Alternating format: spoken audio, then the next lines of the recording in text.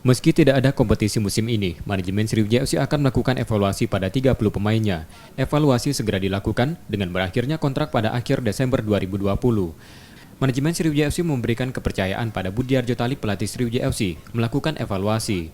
Budiarjo memiliki kewenangan menentukan pemain mana yang akan dipertahankan atau dilepas. Di akhir Desember, rata-rata kontrak pemain habis. Jadi kita minta kepada Coach Budi untuk mengevaluasi pemain.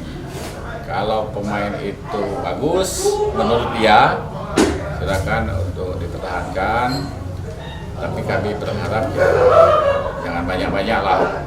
Untuk itu karena kita akan melakukan persiapan untuk lanjutan kompetisi 2020. Selain itu, manajemen meminta PSSI dan PT LIB segera memberikan kepastian nasib kompetisi sepak bola tanah air yang sudah 2 kali batal digulirkan. Nur Muhammad, Kompas TV, Palembang.